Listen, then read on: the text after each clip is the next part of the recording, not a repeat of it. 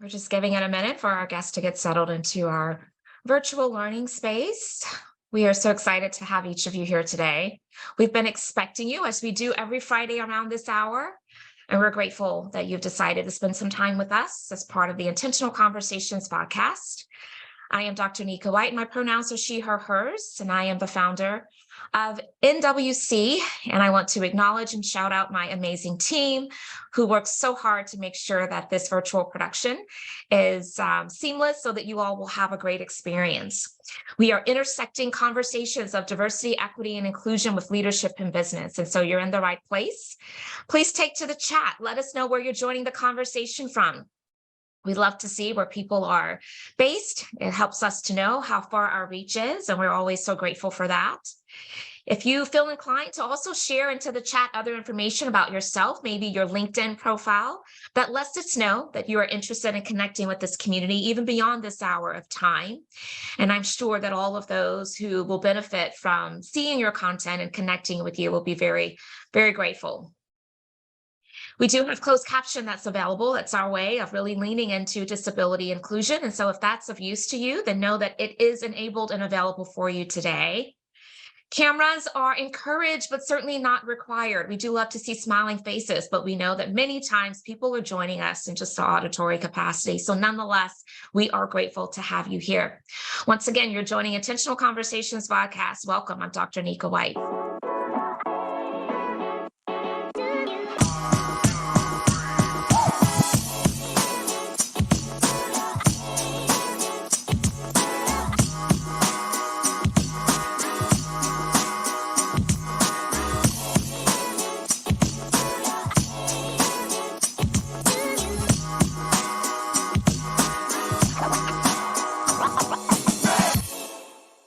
Awesome. So as the screen just said, let the conversation begin. Again, if you are just joining us, I am Dr. Nika White, founder and lead principal consultant for NWC, and we are delighted to have you here today as part of our virtual learning community. And we do anticipate learning with each other and from each other. This is a vodcast where we discuss topics that intersect diversity, equity, and inclusion and belonging, along with leadership in business. And we have a wonderful guest co-host here today that I cannot wait to be in conversation with. Also want to acknowledge all of those that are joined with us via LinkedIn Live.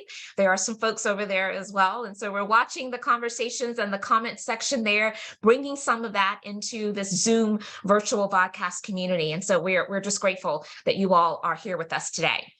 We are still in the month of Black History, and I want to certainly make sure that I amplify that as much as we can, but I also want to remind you that we don't just amplify Black excellence and Black contributions and Black history just during the month of February, but we do so all year long. And so let's keep that momentum up and not let conversations around Black history die once we hit March 1, okay? Okay, I'm counting on you. Many of you who've been with this community, you know that I have launched book number 3 in partnership with Forbes. It is now available, so I continue to share that out with as many people as possible. If you have ordered your copy, thank you, thank you, thank you. The book is available on Kindle, as well as in hard copy, as well as an audio book. And you also can purchase it from Amazon, Barnes and Nobles, anywhere where you like to get your books. And so I would love to be in conversation with you about maybe what you're learning from the book, and I greatly appreciate the support of this community. As part of our way of helping to extend the learning of Inclusion Uncomplicated to individuals who want to go deeper, my colleague and I, Cosette Strong, we're going to be hosting a live discussion. It's really an immersive learning opportunity where we go deeper into the concepts in the book of Inclusion Uncomplicated. That is scheduled for April 20th, and it's going to be from 4 p.m. to 6 p.m. Eastern Standard Time. My colleagues will place into the chat the link for you to register if you so feel inclined to join us for what we know is going to be a riveting conversation. And we hope that you will spread the word and let others know about it as well. Now, you are familiar with the fact that here at NWC, whenever we share the Intentional Conversations podcast, we like to give a little bit of information about what you have to look forward to in upcoming weeks by way of guest co-hosts. And so next week, I will be joined by Melinda Brianna Epler, and we're going to be talking about why it's important to not just have empathy, but to show empathy, right? For those of you familiar with Brene Brown, she says that empathy is feeling with people. And so we're going to really unpack that a bit further. hear also, get Melinda's perspective on why empathy is essential for allyship and the connection and trust that is built from that level of connection. So I hope you'll join us and mark your calendars for February 24th.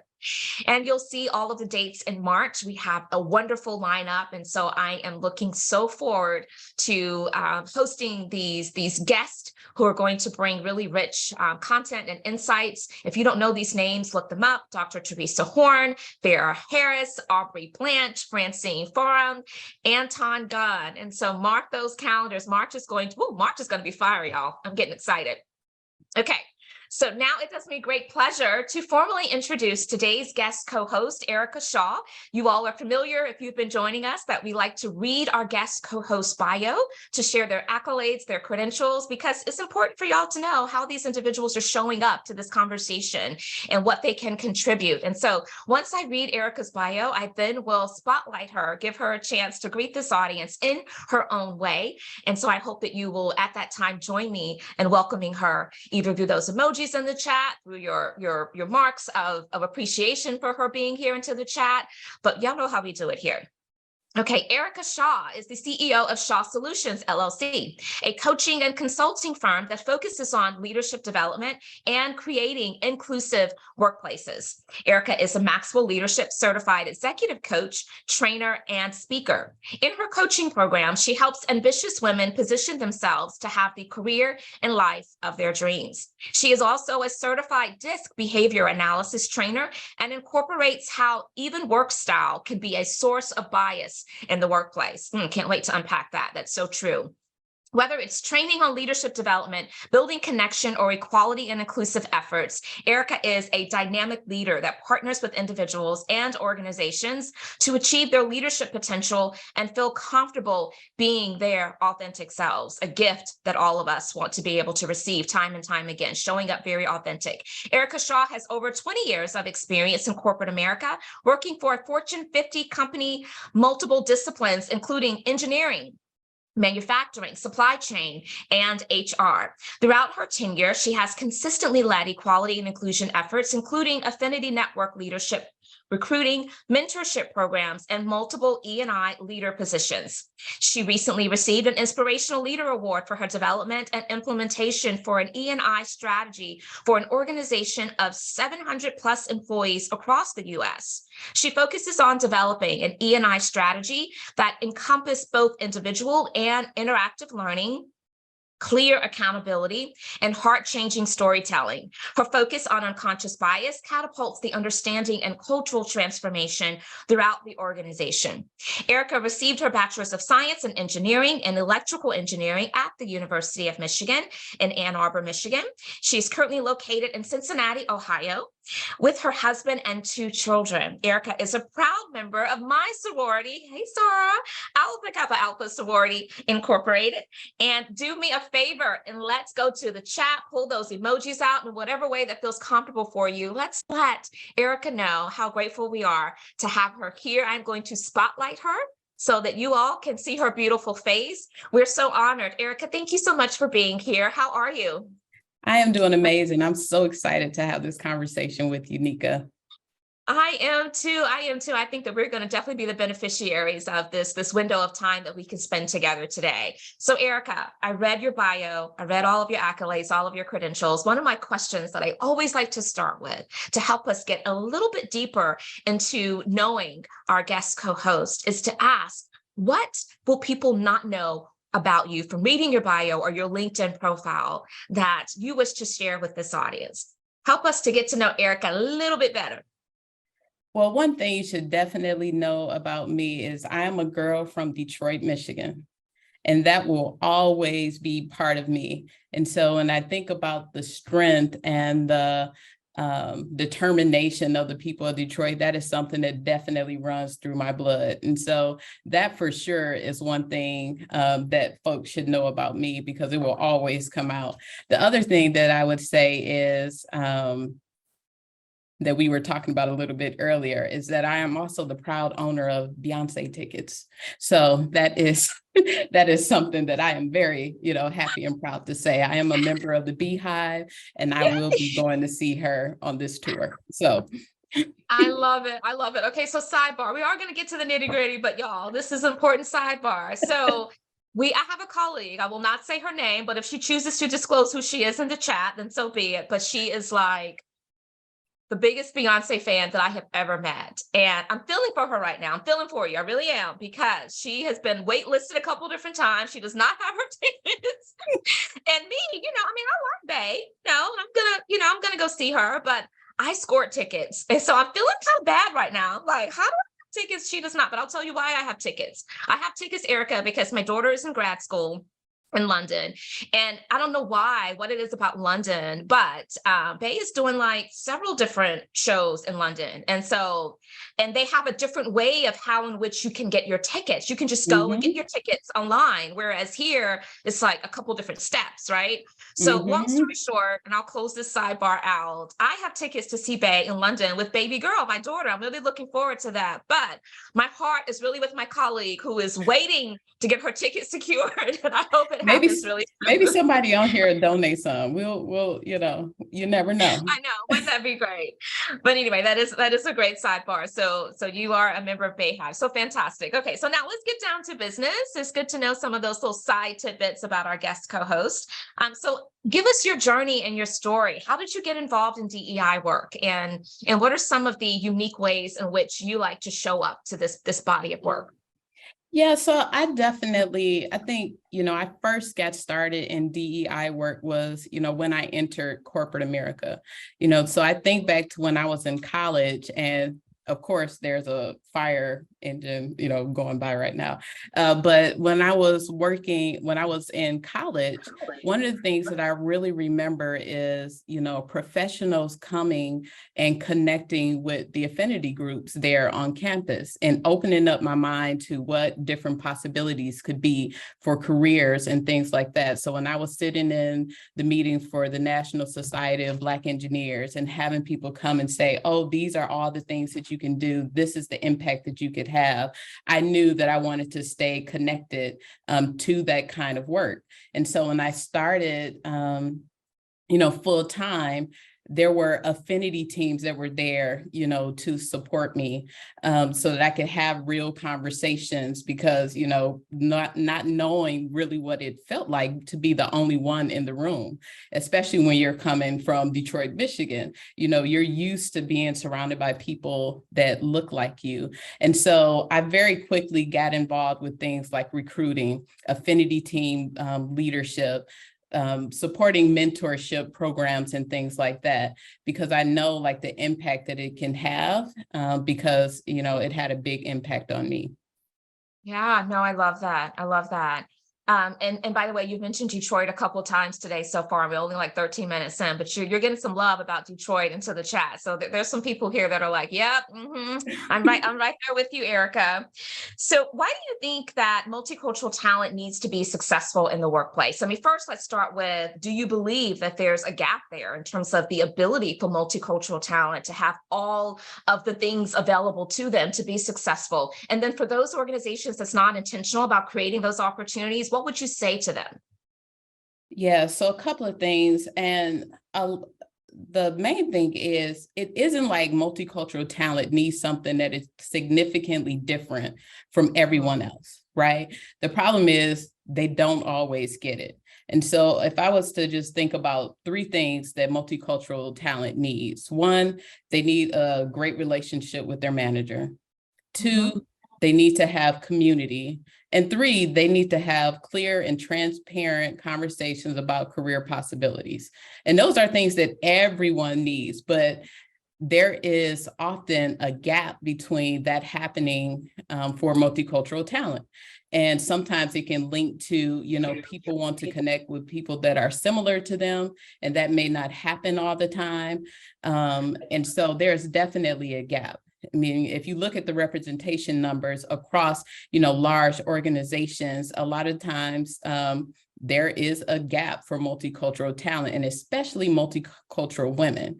And so looking deeper into the data to not just look at, an overall number, but specifically what are your targets for all of the different areas. And so if I go back to those things that we need, the relationship with the manager, having someone that is invested in the development of you as an individual, and making sure that you are in a place where you can contribute at the highest level. And then the community piece, I talked about that a little bit earlier about affinity teams and, having a safe place where you can get support and help get your needs met, as well as having people that advocate for you, when you're not in the room. And then the last one is about career possibilities, being able to work in a place where you can see someone that looks like you at the higher levels shows you that there is a path for you to, grow in a company, which is so important. And so when you start looking at things like building a pipeline of talent and all of those different things, and being really transparent about what are the opportunities for you, because a lot of times what we find is people aren't having real conversations about, what is really possible for an individual. I love Brene Brown. She says, clear is kind. We need to be able to have clear, transparent conversations about what career possibilities could be for a person. And so, feedback around, strength, opportunity areas, because a lot of times people will shy away from that because, they are sometimes just afraid to be able to have those real conversations. But, we all need that same kind of development and coaching. I am with Brene Brown, and that clarity is definitely kind. Clear is kind. And we do need that from people leaders. But we also need for people leaders to be willing to create an environment where those that fall under their direct report, who are looking to them to help create that career pathing trajectory, so that they can feel safe to be clear about what their needs are and what they want out of their career. I think that that's a two-way street, and it requires an environment that's conducive for people being able to socialize around what's coming up for them. You mentioned community. I think that's so important. No one gets to where they are on their own. We're not meant to be in isolation, just as a people in general. We're meant to have those that can connect with us, support us, on our journey, and also celebrate us when things are going well. And so I love how you have placed all of those really important attributes on the responsibility of managers and leaders, because that is precisely what's going to help create that pathway of success for multicultural talent. So you have spent 20 plus years, of course, in corporate America across numerous disciplines, as I shared in your bio. Maybe summarize the top 3 lessons that, during that tenure of time has taught you that continues to influence your work today. Yeah, I think that, one of the things that I had mentioned is, having realized what it's like to be the only one in the room. So when I started my career, I was an electrical engineer in Green Bay, Wisconsin. Okay. And so in the outside community, there weren't a lot of people that looked like me. And then, in the workplace, there weren't a lot of people that, looked like me. And so being in that place, really for the first time made me realize how important DEI work is. Yeah. Because, there's one thing for, an organization to bring people in that are just different, but it's a different thing than having your voice heard, and being able to have an impact and having the, right positions and things that will help you grow. And a lot of that comes with having, mentors and sponsors and advocacy, for those individuals. And a lot of times that came for me from other women. And so that is a lot of where all of my energy birthed from, are those experiences that I had very early in my career, and, seeing the support and things that people gave to me, because it doesn't happen by accident. So a lot of times people think that, we can just hire people and things will all be well, but you really need a very clear, strategic, intentional plan about Yeah. how you are going to, bring in and grow talent. So that they can get into the positions where they are having the impact, they are making the decisions as well. So I think that is, one of the reasons that I really started on this journey, as well as creating a place with my coaching program, a safe place for women, to have Mhm. real conversations so that they can have talk about what their dreams are and their aspirations are, because, everyone doesn't have a place where they have mentors and coaches to Right. help support them and be a thought partner for how they can achieve their dreams. And so one of the things I wanted to do is provide that kind of place for women as well. No, I love that. So I want to make sure to be level set a little bit, because sometimes when we talk about coaching and mentoring, they can be used interchangeably. And while I think that there is some interconnectivity, there's also some very specific distinctions. And so I'm just interested in your perspective on how do you define the two, and what are some of the unique ways in which you like to build and cultivate those coaching relationships that you find yourself in? Yep. So first I'll talk a little bit about mentoring. So mentoring is really something I think about, and I've been on a path, and let me show you the steps that I took on that path. Mm-hmm. And looking back, how do you reach your hand back and help that person that's coming up behind you? And it also should be a really safe relationship where you can have open conversations about what's really, really going on. And a lot of times these people are not people that we work directly with in our organization, just for that reason. So you don't necessarily have like that conflict of interest, or Right. someone outside of work, that again, it's, they have something, that they can directly coach you on based on their, or mentor you on based on their experience. Whereas coaching, a lot of times it is helping people bring out the answers that they already have inside of them. Mm-hmm. And Mm-hmm. so how do we, partner with someone to get them to think different, get past their limiting beliefs, and, be a thought partner with them to form strategies to go after whatever it is that they're trying to achieve. And so a lot of times it is getting people to just open up their mind and see possibilities for themselves. It is not you have a session and I'm going to tell you to go do these 5 things, because we really want you to be a partner in creating that plan and things for yourself. I love that you talked about the partnership. That shared accountability is critical. I Mm-hmm. know that the mindset of some individuals is that if I align myself with the coach, they're going to have all the answers. They're going to, create all the things that I need, right? And and the whole world's just going to be all well, right? But Mm-hmm. there's definitely a shared accountability. And so I would imagine that it requires a certain mindset that people need to have in order for them to fully be able to optimize a coaching relationship. So can you talk a little bit about how you prep maybe some of your clients to make sure that they are self-aware of, are you ready for a coaching relationship and what's required of you, your responsibility in this? Right. So it's funny you mentioned that, because folks have to apply to get into my coaching program, right? And so Nice. right there on the website site, one of the first things it says is, this is not for you if you don't think you have areas to grow in. This is not for you if you don't do well with accountability. This is not for Mhm. you if you are satisfied with where you are. I think Yeah. that's a big one. It is about, you have something that you're trying to get to, something you're striving to, that you have struggled with. And there's some kind of barrier that you're looking to break through. And that is, a great time to partner with the coach. But if it is, if you're thinking I'm good, I'm not really trying to change any of my ways, my habits, or any of those kind of things, then coaching might not be, the best thing for you. It's for motivated individuals that are really looking to make change and, break through whatever barrier they've been coming up against to reach their goals. Mhm.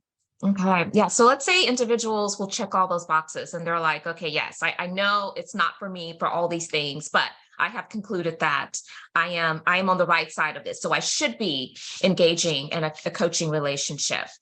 There are so many coaches out there, Erica. It feels like it was kind of this space and discipline that blew up overnight, right? I think that so many people will assign themselves as a coach. And I know that there's a lot of certification programs that really help to decipher those that have been upskilled to do that work, in a pretty effective way.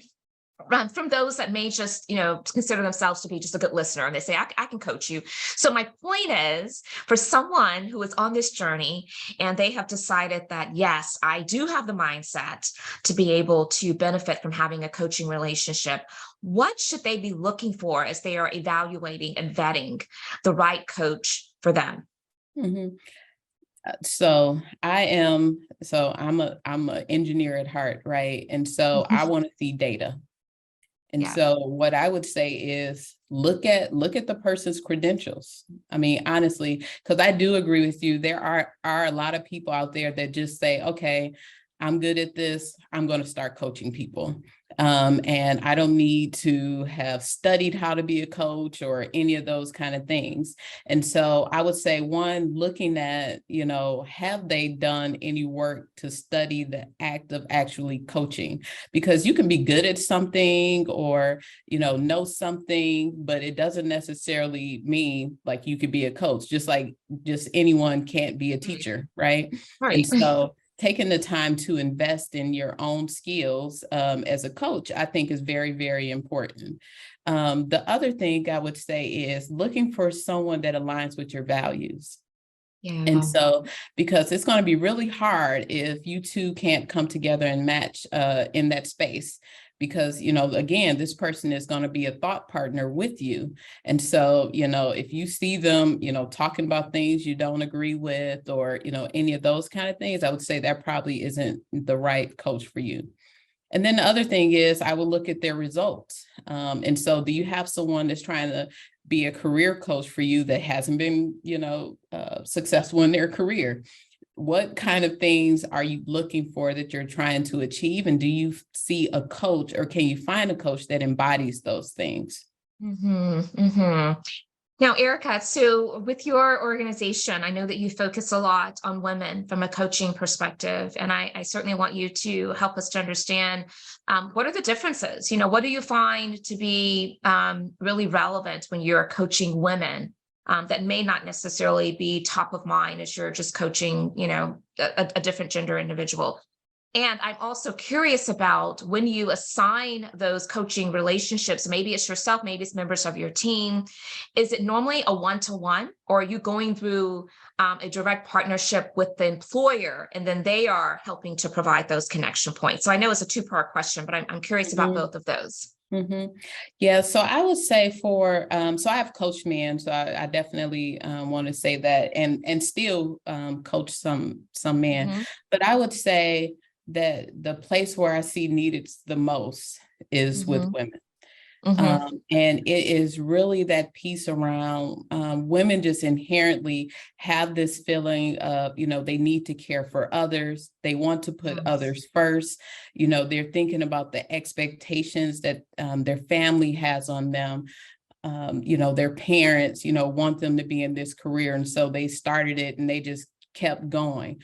And getting them to break through that and realize you deserve to live the life that you want to live. And it's not always going to make everyone happy. And you can, shift and do the things that you want to do. And you don't have to wait, 15 years until your kids are out of school. I've seen women have breakthroughs in their health just from making that shift. And like, it is just an area that really, really, just lights me up. The other thing you asked about was, do I partner with individuals or organizations? And the answer is both. And so I have individual clients that, sign up for my coaching program, but I also partner with organizations. So most recently, I've been working with the College for Behavioral Health Leadership in their Equity Grounded Leadership program. And so this is a program that is all about leaders that work in the mental health space or behavioral health space that are trying to bring equity into those different places. And so I was a coach for multiple fellows that were in that program. And so, my business relationship was with, that organization, but I coached 5 individuals that were going through that program. And again, being a thought partner with them. And that one, I did also play a role of, somewhat of a trainer as well from the EDI space. But most of it was about their own personal growth. How do I go and make change in these spaces? What are the mindset shifts that I need to make to walk into these spaces confidently to try to, push change forward? So it's definitely both. Yeah, I love the fact that part of your practice and your coaching centers work of equity and inclusion. Can you tell us a little bit deeper about how you like to overlay those really important constructs when you're coaching? Well, most of my clients are professionals, right? And so it could be, someone that is looking to grow, just in their overall leadership. How do they, pull together this organization? And so making sure that they are taking the steps to be educated on different areas of difference. And so how do I be an inclusive leader? And so that means, again, that I am, understanding, respecting, and valuing the differences that people bring. So whether it's the ethnicity, whether it's disabilities, and like I mentioned, like the work style, and making sure that people are aware of how do you bring everyone, into the fold, and not just, have them in the room, but how do I really bring in their contributions and really value them? And I know we mentioned one of the things that I do is I'm a DISC certified trainer. And so I didn't realize like how big of an impact just, your style and the way that you communicate can really have an impact negatively or positively. Because a lot of times people aren't expecting certain personality or communication styles to come out of certain bodies, right? And so, if they hear an assertive, straightforward, blunt, direct communication style, there's a certain, persona that they see doing that. And if there's someone that they expect to be, more timid, quiet, laid back, etc., there's a certain profile sometimes that people associate with that. And when that doesn't happen, it can cause conflict. It can cause, other issues in the workplace. So making sure that people understand those differences and give them language to talk about it without it being so uncomfortable.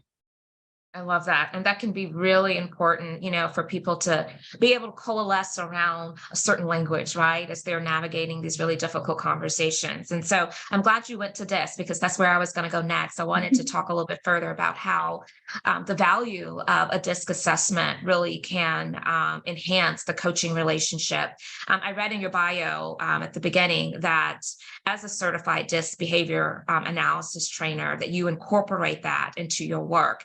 And the importance of how DISC, as to your point, can amplify that different work styles can be a source of bias in the workplace. And so, and you gave some examples of that. How do we train for that? How do we help people to not allow something that is just so innate about who they are, like their style, their communication style, how they show up, to not create harm because of the bias that could be, ingrained in that type of style?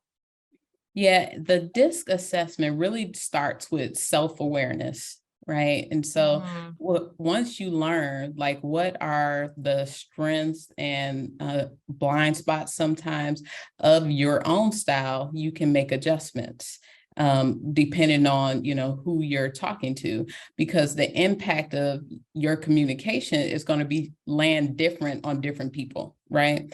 And so I think that is probably the biggest one, having that self-awareness, because a lot of times it's a big aha moment for people to hear, like, how they are coming across to others.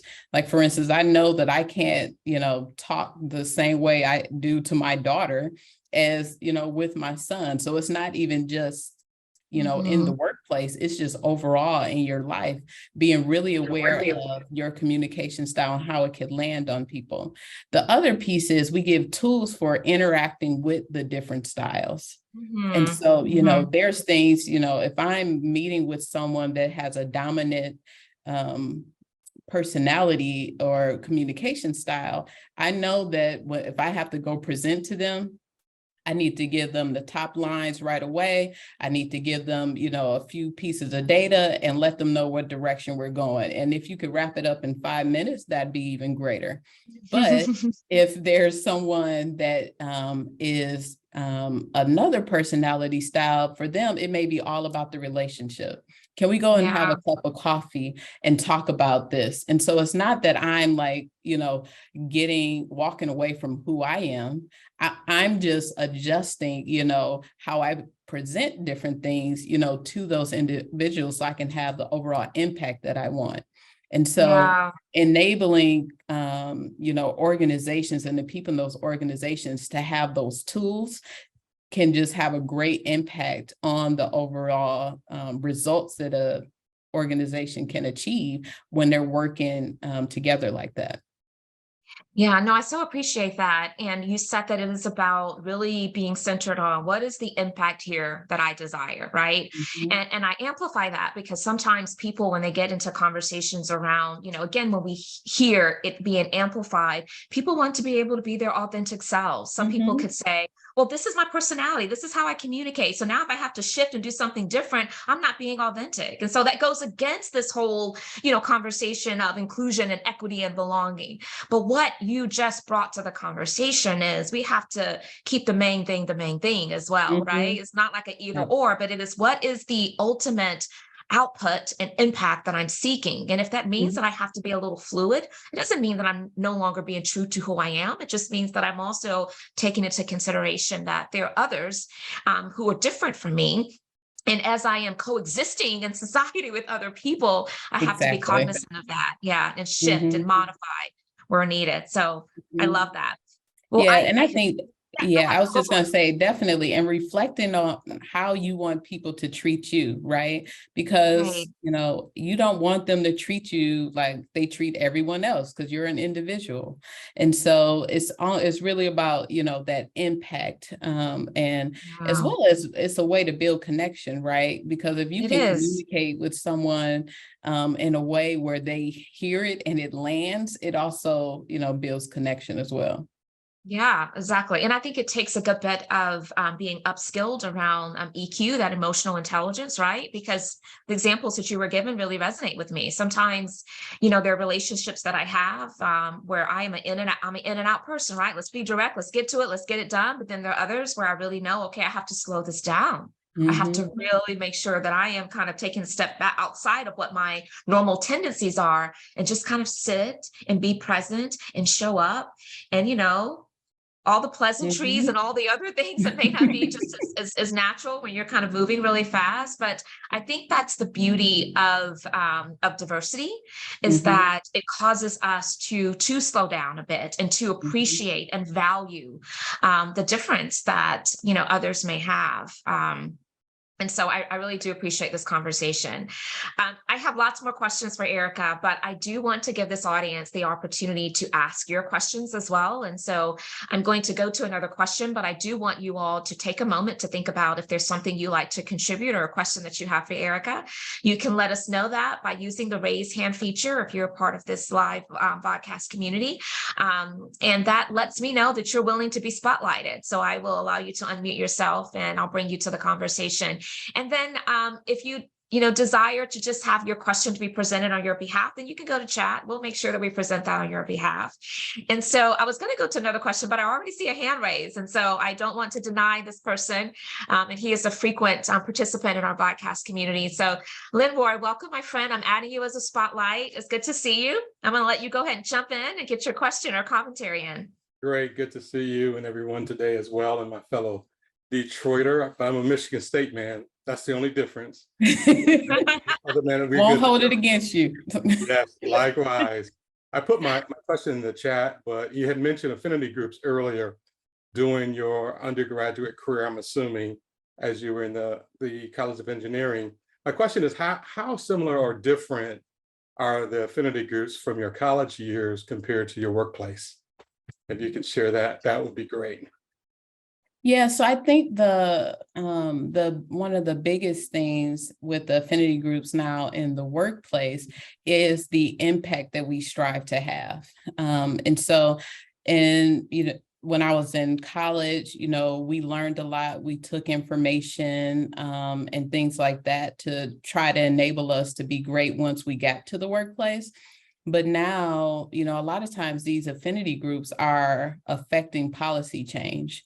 And so we are trying to make sure that, there are systems in place that remove bias at all different parts of the employee journey. So whether it is, recruiting, bringing people in, how are we making sure that people get the right assignments, et cetera? And we have, leaders, critical leaders that are part of these affinity groups, as well as different sponsorships and things like that to make sure that we are having the impact, so we're trying to change the culture and trajectory of an entire company for years to come is, really how we're thinking about it. And so I would say that's probably one of the biggest differences. When I was in college, I honestly was thinking about, the here, the now, getting, training, taking, I probably should have been, but I wasn't, necessarily thinking about changing, policy and all those different kind of things. Thanks so much, Linboy. Appreciate you presenting your question. And I think it's important to consider sustainability, right? Of the impacts that we're trying to create. And so I love the fact that you brought that to the conversation. I'm often discouraged by the lack of stick-to-itness that some organizations may have and apply to this work. Endurance is part of that journey. And so I'm glad that, through this conversation, a Linboy's question, we get a chance to amplify that. So yeah, I see a lot of times we can have, now I was just going to say, a lot of times organizations can have amazing results in the area of DEI, but a lot of times it could also come from one or two leaders, right? Yeah. Because they are in the room. But the real question is, what happens when they're not in the room? And do you have the systems and processes to still keep those systems alive when they are not in the room? Oh, absolutely. Absolutely. This work belongs to all of us. And so to your point, if the person who actually carries the title of Chief Diversity Officer, Manager, Director transitions from the organization, right, is the work going with it, or has it been fully seeded and institutionalized and operationalized to where it can keep going? Because that's critically important. So Kelsey has her hand raised, Kelsey, but you're not on camera, but I'm happy to spotlight you if you want. Okay, there you go. Going to add you to the spotlight. Welcome. Thanks for being here. Thank you all for having me. I'm coming from Northeast Tennessee, and I am in the nonprofit sector. So a little bit different of structure from engineering, but we host my hometown holds one of the largest engineering chemical companies, I think, in the globe. To be honest with you, we're home of Eastman Chemical Company. So in my nonprofit space, I work with a lot of engineers and volunteers from that space. So my question, though, is, like I said, I'm in Northeast Tennessee, so it's a small region. We are not a very diverse town. I would say 7% people of color, and that includes Asian Pacific Islander, Latinx, Black, Native American, etc. One of the biggest issues that I'm finding is within my DEI work, I don't want to say resistance, but I feel sometimes people are tired of hearing DEI, or they're tired of talking about how to retain and recruit, and people should just want to stay in our area because it's a great area, which I understand. But as a minority myself, growing up in this area, there's not a lot of attraction. And so I guess, how do you combat that within the workspace? Like, how do you combat the nonchalantness of taking on the DEI work? Well, I think a lot of, again, going back to those engineering roots, like it comes down to, for me, like, what does the data say? And like, what is the goal that we're trying to achieve? And what is our journey and glide path to get there?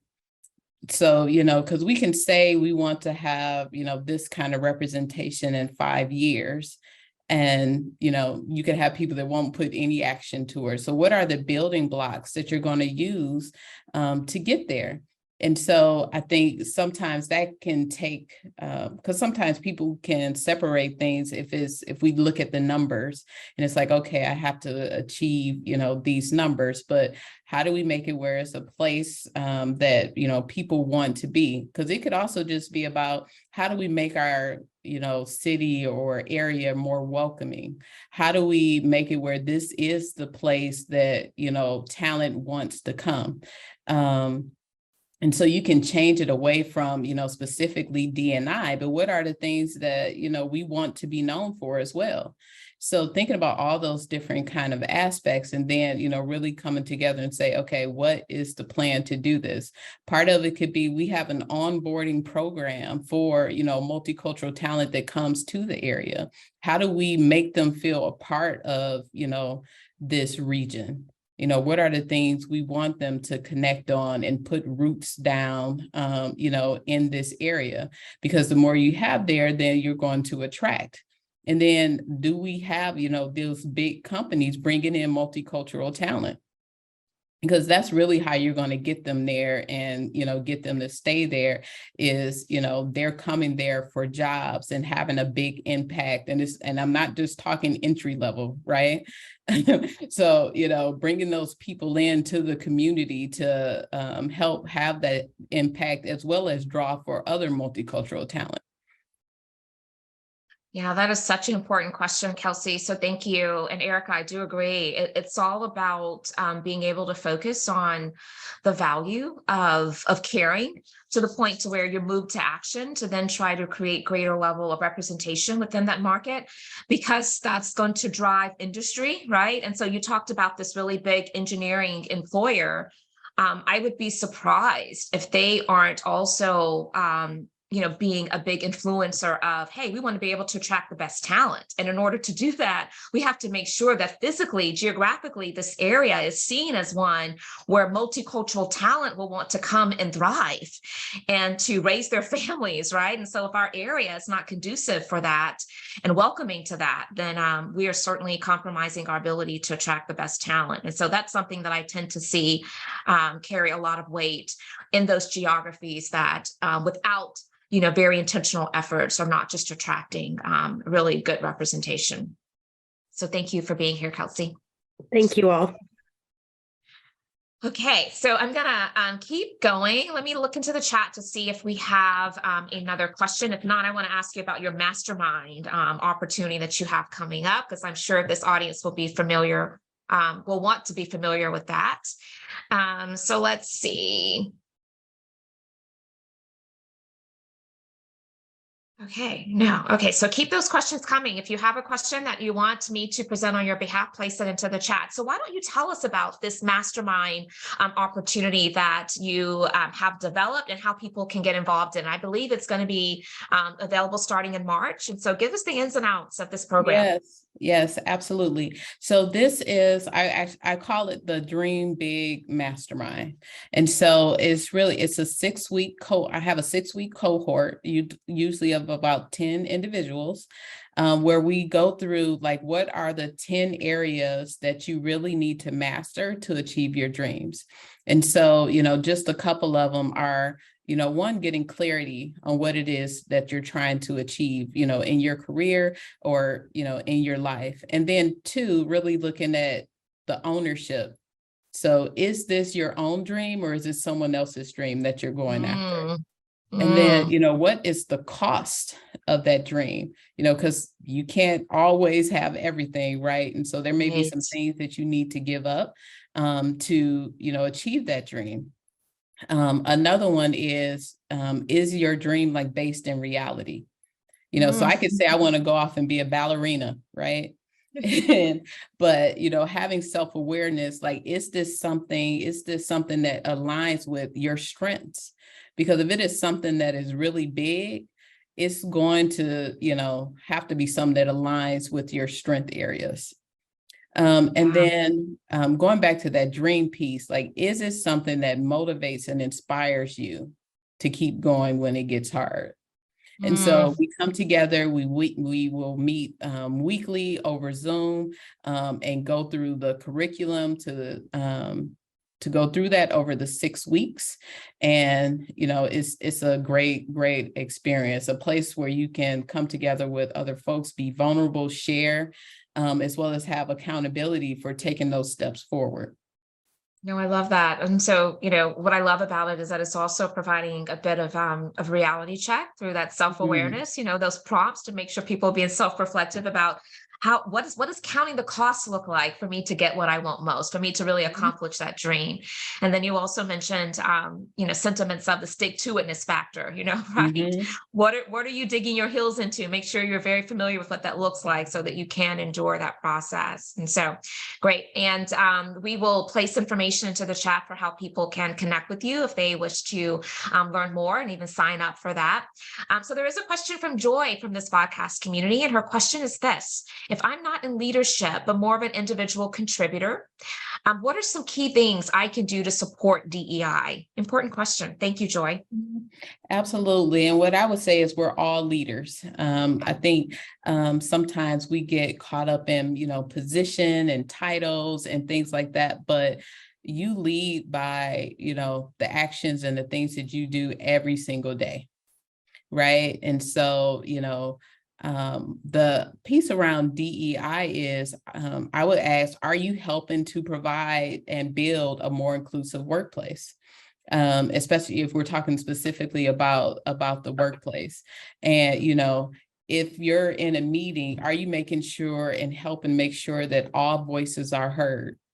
All different perspectives are, being brought up at the table. Are you having conversations with people that are different from you?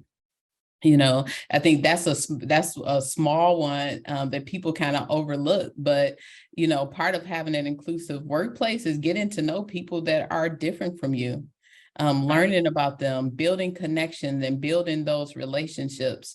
Like, what is the smell of the place when you walk in there? Or the feel of the place when you walk into, the office, and how are you helping to contribute and, make it a better place? Absolutely. Okay. So another question: how do you maintain passion and motivation for doing this impactful work, Erica? Yeah, definitely. That kind of goes back to, like, what is my overall, goal? I want people to feel comfortable being their authentic self. Because I have been in a place before where I was in an environment where I felt like I couldn't. And, just to know, like, the toll that can take on and have on people, is something that I want to be a part of, conquering. And so that's the thing that motivates me, especially I think about my children. And, like, what environments do I want them to be in? I want them to be able to use their voice, have impact, and all of those things. And so that is kind of the thing that keeps me going, because let's be really clear, DEI work is not for the weary. So it is not for the weary, because there will always be something that comes up. And so, I'm happy to partner, with other strong individuals like Dr. Nika White, on this journey as we try to do this. Okay, I'm going to try to squeeze another one in. Where are the best places to begin targeting from a BRG standpoint to impact DEI, pay, and access to opportunity for change? The best way to start, I think, first is understanding, like, where you are, right? And so where are you currently, in your organization, from a, representation standpoint, doing surveys to find out about the feel of the place, as well as, understanding, do folks feel supported and things like that, so that you can see where are the specific areas that you want to work on. Because the DEI space is so big that it can be hard to narrow down on what are the, clear things that we want to go off and accomplish. And so figuring out what is one key area that I'm going to have a substantial, impact on to start with, that'll have the greatest impact, later on, I think is one of the biggest things. When I started one of my E&I roles, the big thing that I needed to do was have foundational understanding for the organization of what unconscious bias was. It wasn't, I was starting with some big fancy, program. It was people really needed to understand what unconscious bias was. And that alone made a shift in how people had conversations, how they thought about staffing, how they thought about recruiting. So I think, doing an assessment of where you are and where the organization is, and thinking about, what is one thing that I can have that will have a great impact, could be a place to start. Erica, we do like to always ask our co-hosts to leave us with maybe your final thoughts or a summary of today's conversation, anything that you want to impart on our podcast community before we let you go. Absolutely. Well, I'll just close with saying thank you. Thank you to Dr. Anita White for the opportunity to come and share with you all. The one thing that I would leave people with is, one, you deserve to live the life of your dreams, and make sure that you are taking steps towards achieving it every single day. Thanks. I love that. Well, thank you so much. This conversation has been so impactful, just amazing. Thank you for joining us. And as always, thank you to our podcast community. I hope you guys have an amazing weekend. We'll see you all next week. Thank you. Bye-bye. Bye.